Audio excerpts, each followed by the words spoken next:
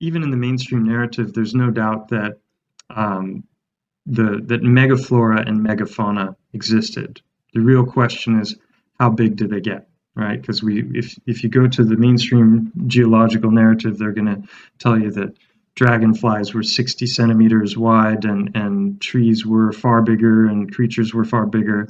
You know, we have the whole dinosaur narrative, which I'm not a big fan of, but I think probably gigantic creatures existed in the form of dinosaurs, and I mean not dinosaurs, but dragons, and who knows what else. But so megaflora and megafauna are real phenomenon even in the mainstream narrative. But how big did these things get? That's the real question.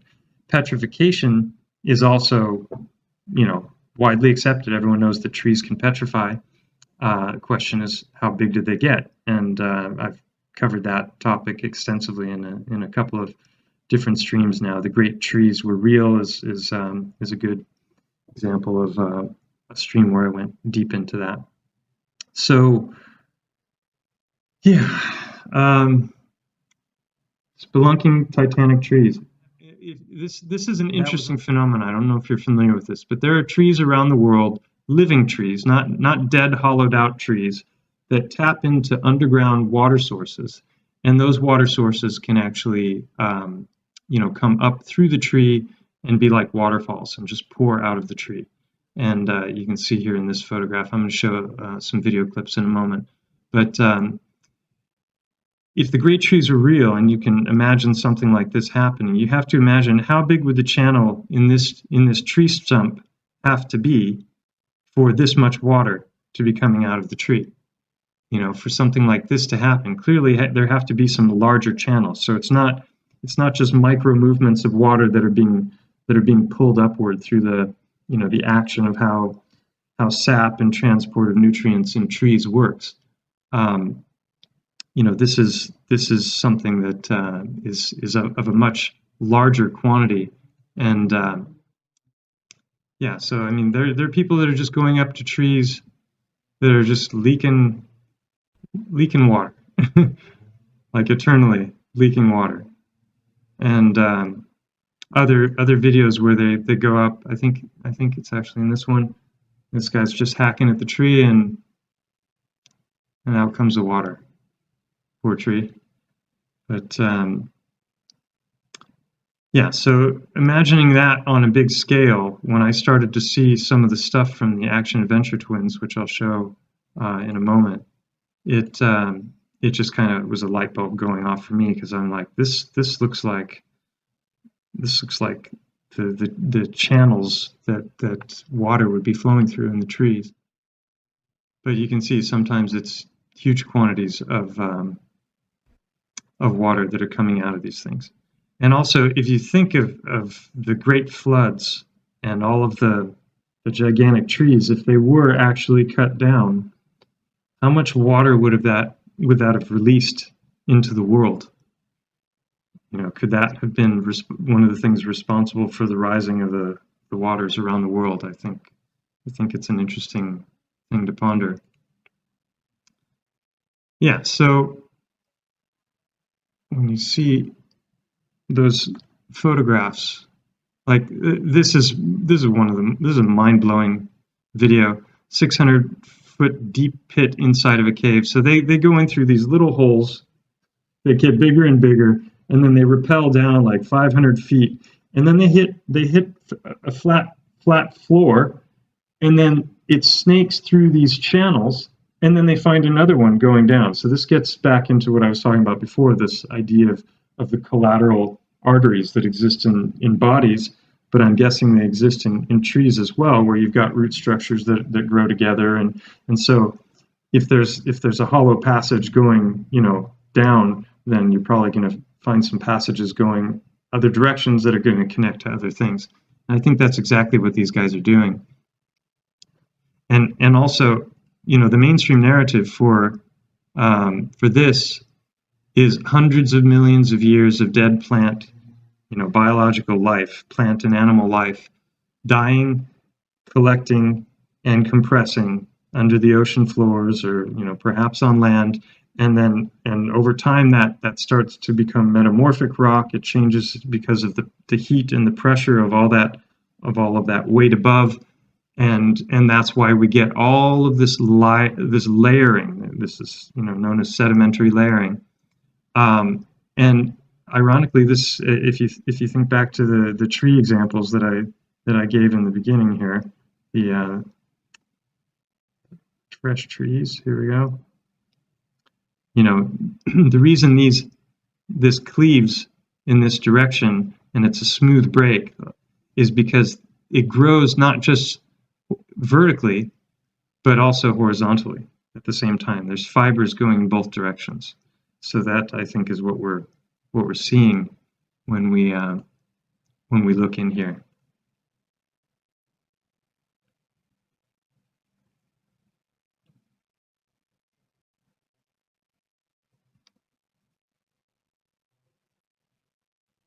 These guys are so brave. I can't even imagine. Feel like a little spider on a string, Yeah. a little web.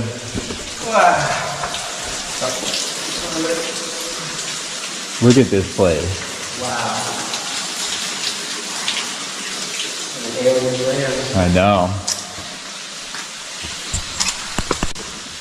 Oh yeah, you made it. Oh yeah. So I didn't even know caves like this existed. I mean, I've done spelunking here in Spain. The second video of my Unveiling a Titan series, I go deep into the cave that it looks like the eye socket on this mountain, and you've got your stalactites and stalagmites, and that's what I'm used to as a cave. These guys are descending through these smooth passages that go down, and then you're going to see other examples of these collateral channels that are going off to the sides. And so this is new for me. And so when it comes to the geological narrative, I'm definitely suffering from Dunning-Kruger effect. But they get down there and they find these incredible. Oh, that's a waterfall right there. Crystals. Oh, that's cool. Is that not normally flowing?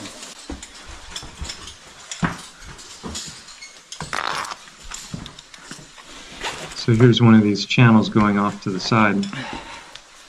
Sometimes they're crawling through narrow passages on their stomach. I mean, if you got claustrophobia, these videos probably wouldn't sit well with you. But so they continue in this direction. Here's another one of these channels going down now. So they went off to the side, and now they're going to rappel down. Oh, it goes deeper too. Wow. All right, off rope. Off rope sounds terrifying. So much of this when I'm looking at it, just like in the video I made about the opals. It totally just went down. They go into this what looks like, the inside of a tree. It's got all the micro layering. The side walls even have the color of wood. And then they just start breaking into the wall, and out pours all of these chunks of opal. And the guy at one point even reaches down, he picks it up and goes, "Oh wow, that looks like petrified wood." And it's like, I think the whole thing is petrified wood. They're actually inside the root structure of a tree in that video that I showed in the previous live stream. And you can just get lost in these videos because every time they turn a corner, it's just something new and, something else. and unexpected. And I think spelunking is one of the most dangerous sports in the world, if I recall. But they keep going down this channel, and then they get to the edge. See it here, and it's just darkness again. Another huge channel going down.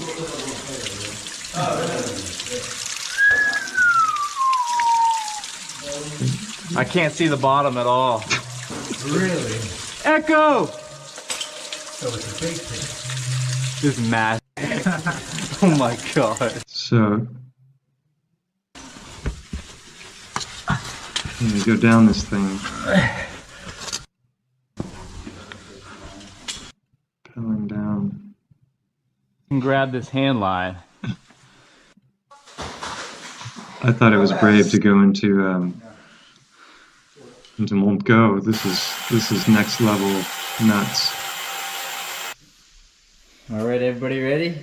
Ready. Just keeps going and going and going. So how does this form? You know, if you think of the mainstream geological narrative, and you buy the whole, you know, layering of the dead plant and animal life, why is this going to form with this massive channel here?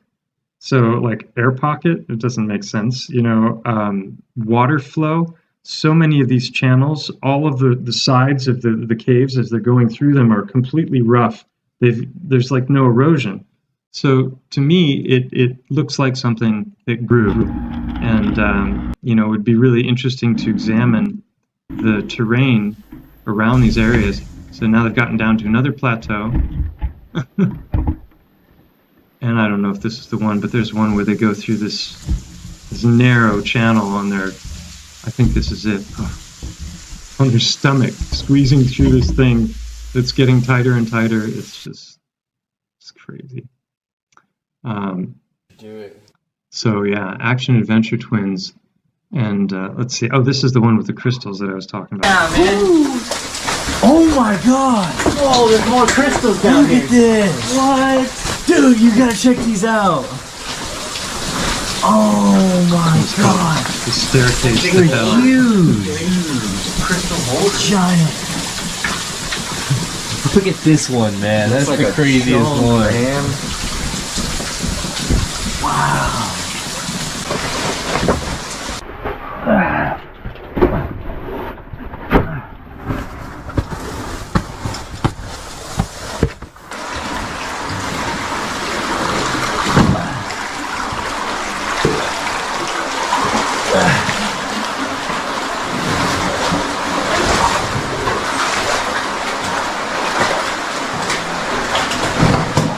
This is what I was talking about, where it's like nothing about this looks like it's been eroded by water.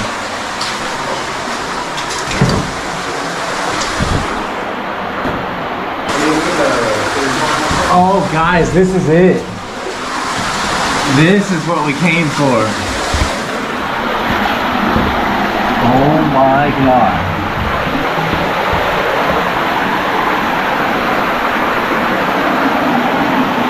Yeah. Huh. Yeah, so Critical Truther says the root system is huge, so this place would have had to have been absolutely massive.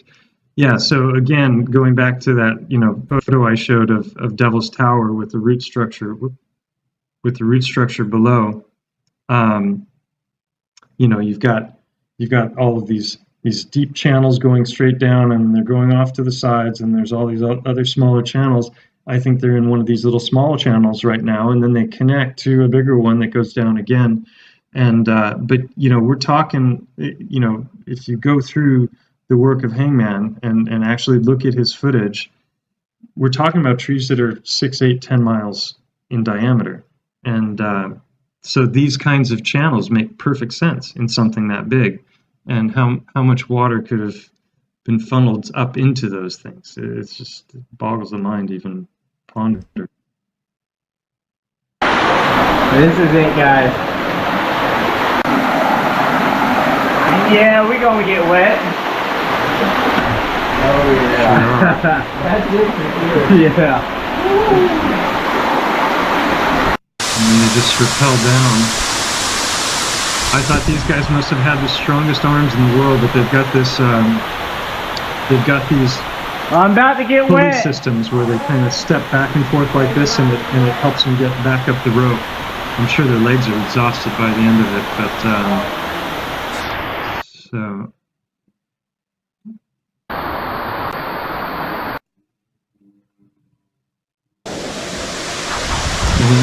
They've already gone down several hundred feet already, and then he's just descending inside of a waterfall.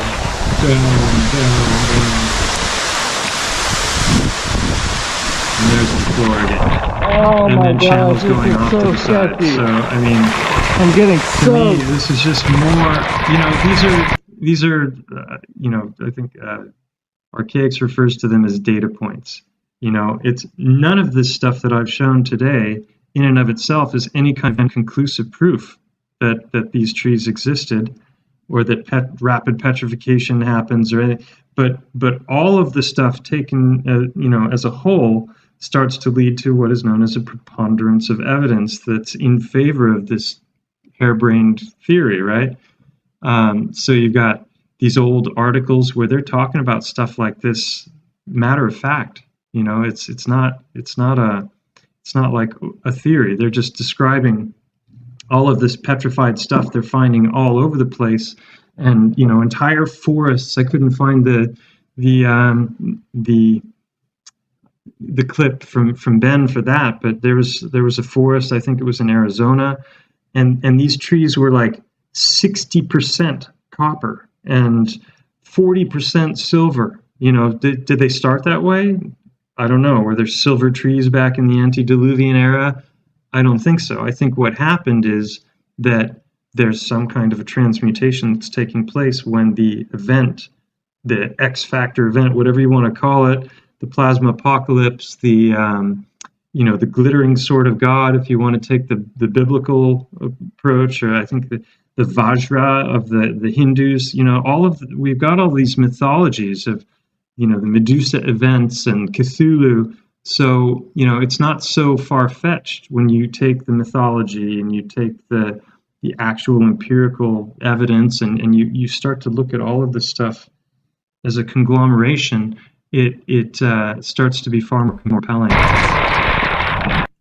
And then, of course, you have to remember that one man's evidence is another man's anecdote, and or woman's, as the case may be. So, yeah, I mean, it's these are fun to watch on a big screen. They're filmed in HD, and well worth checking out. This was I'm just going to play another little clip from here. This is what I'm talking about. I mean, look at this. There's no signs of erosion, just snaking around, curving. How does this happen, right? How does this happen in our mainstream three-part petrogenesis model? We're talking about metamorphic rock and sedimentary rock and igneous. Igneous is coming from the volcanoes. We can see that happening, and then we can see it cool and harden, and it takes on all these different forms, except for basalt. I've yet to see any proof of that. Yeah, it's the narrative, but show me an example of it happening. But sedimentary layering crushes down and eventually gets so hot that it melts and becomes metamorphic rock, and then eventually melts all the way to igneous, and then it gets pushed up through magma flow, and that's our official petrogenesis story. To me, I see this stuff and the complexity of it and all of these curving channels, and none of that makes sense to me, but maybe that's just because I'm just wanting to believe this fantastic narrative. And everywhere they go, it's just got all this layering everywhere, and it's always horizontal layering. Never see diagonal stuff. And just all these channels going everywhere. It's almost like a root structure of a tree or something. Would have had to have been a very big tree.